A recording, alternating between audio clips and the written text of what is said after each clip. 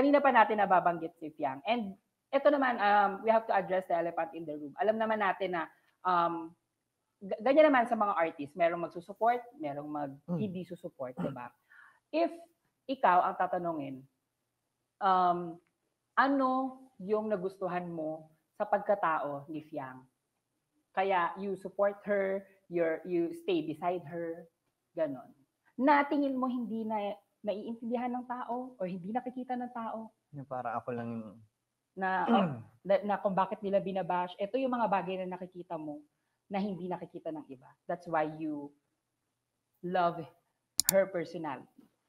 Love Fiang. Nakita niya? Siguro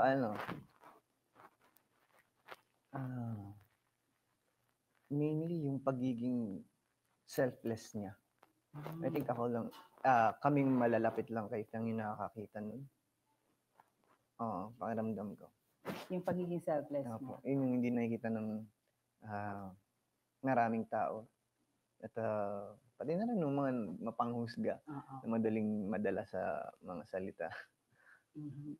So kasi sobrang sobrang selfless niya ni Fiang. Selfless is the word. Kapag may mga ganitong pinagdadaanan kayo, like hindi lang si Fiang, kahit ikaw din, kapag meron kayong na-encounter na mga hindi magagandang comments, paano nyo pinalalakas yung loob ng isa't isa? Nakasanayan namin, parang hindi naman kami dumadating sa ganun. Kasi nga kayo? Siguro kapag pagod, yun po, most of the time. Hingahan niyo ang isa't pagod, ganun na po. Okay. Hindi naman kami dumadating sa point na may problema, ganito, yan. Okay.